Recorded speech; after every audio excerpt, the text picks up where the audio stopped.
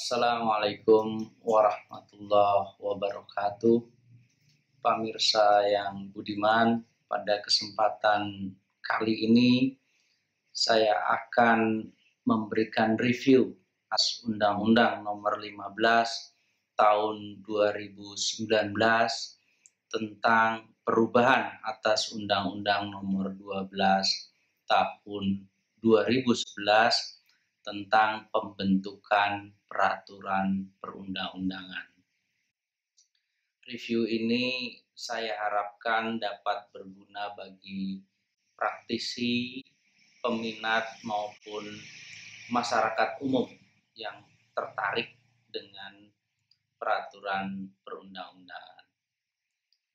Mungkin Bapak Ibu sekalian sudah mengetahui bahwa undang-undang ini disahkan pada bulan Oktober, tepatnya 2 Oktober, dan berlaku efektif tanggal 4 Oktober 2019. Bapak Ibu yang budiman, terdapat beberapa perubahan ketentuan di dalam Undang-Undang Nomor 15 Tahun 2019 ini dibandingkan dengan Undang-Undang Nomor 12 Tahun 2011. Perubahan yang utama adalah dibentuknya lembaga pemerintah yang menyelenggarakan urusan pemerintahan di bidang peraturan perundang-undangan. Hal ini mengakomodir janji kampanye Presiden Joko Widodo yang menyatakan akan membentuk pusat legislasi nasional. Pembentukan lembaga pemerintah di bidang peraturan perundang-undangan ini membawa konsekuensi perubahan beberapa proses dan mekanisme penyelesaian peraturan perundang-undangan. Bapak Ibu sekalian, perubahan yang kedua adalah adanya ketentuan bahwa penetapan prolegnas tahunan dilakukan sebelum penetapan RUU APBN. Sebelumnya hal ini tidak diatur. Ketentuan ini menurut saya masuk akal karena untuk memastikan bahwa RUU yang direncanakan dalam prolegnas tahunan itu diyakini memiliki anggaran untuk menyelesaikan RUU itu menjadi undang-undang. Kemudian perubahan yang ketiga adalah adanya ketentuan mengenai luncuran RUU atau sering juga disebut lungsuran atau juga dalam bahasa Inggris disebut carry over. Jadi RUU yang sedang diproses pada masa keanggotaan DPR sebelumnya tidak dibahas dari awal pada keanggotaan DPR sesudahnya. Jadi carry over, jadi diluncurkan kepada anggota DPR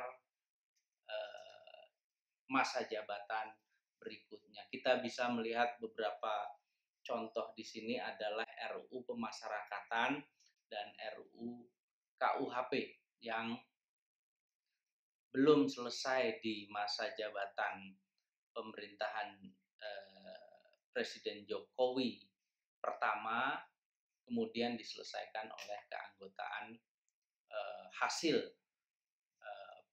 pemilu kedua pada masa jabatan Presiden Jokowi yang kedua. Kemudian perubahan yang terakhir adalah adanya ketentuan mengenai pemantauan dan peninjauan DPR atas undang-undang.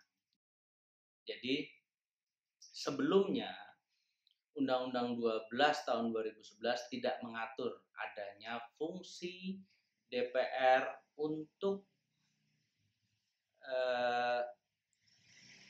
meninjau dan memantau pelaksanaan dari undang-undang. Dalam Undang-Undang 15 ini fungsi pemantauan dan peninjauan DPR diatur. Terakhir, saya ingin menjelaskan bahwa terdapat konsekuensi adanya perubahan yang pertama, yaitu dibentuknya lembaga pemerintah yang menyelenggarakan urusan pemerintahan di bidang peraturan perundang-undangan. Ini sering disebut oleh pakar dengan nama bermacam-macam seperti Badan Regulasi Nasional, ada yang menyebut Badan Perundang-undangan, dan seterusnya. Konsekuensi yang saya maksud dengan adanya lembaga ini adalah lembaga pemerintah tersebut mengambil alih beberapa kewenangan yang sebelumnya dimiliki oleh Menteri Hukum dan HAM. Yang pertama adalah kewenangan koordinasi penyusunan prolegnas. Sebelumnya Menkumham, setelah ada undang-undang menjadi kewenangan dari lembaga pemerintah ini. Kemudian kewenangan untuk mengajukan RUU di luar prolegnas.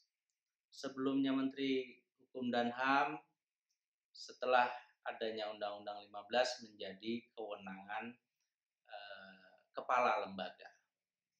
Kemudian kewenangan harmonisasi RUU, harmonisasi RPP, dan harmonisasi RPRPres juga berpindah dari Menteri Hukum dan HAM menjadi kewenangan kepala lembaga ini.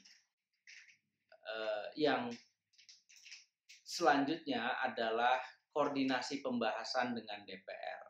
Suatu RUU biasanya diwakili pembahasannya di DPR oleh Menteri Hukum dan HAM dan oleh Menteri yang terkait dengan substansi RUU yang bersangkutan. Contoh, RUU di bidang pertanahan akan diwakili oleh Menteri Agraria dan Tata Ruang.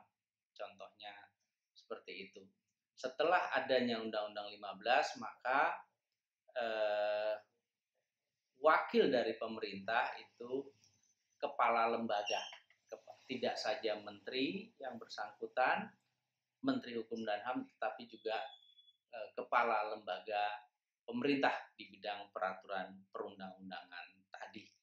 Kemudian yang terakhir, konsekuensi dari adanya lembaga pemerintah itu, dan di sini juga sekaligus merupakan pengaturan baru, adalah kewenangan harmonisasi perda yang berasal dari gubernur itu menjadi kewenangan kepala lembaga ini.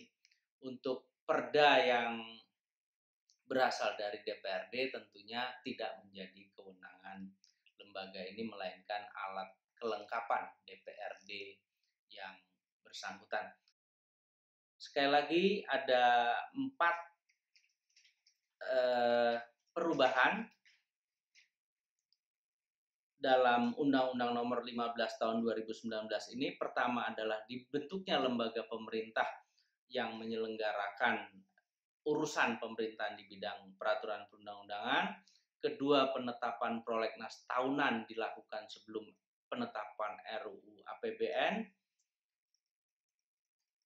Ketiga, RUU pada masa kerja anggota DPR sebelumnya dibahas kembali oleh anggota DPR baru. Dan keempat, adanya kewenangan pemantauan dan peninjauan oleh DPR atas pelaksanaan undang-undang. Demikian, mudah-mudahan bermanfaat. Billahi taufik wal hidayah. Wassalamualaikum warahmatullahi wabarakatuh.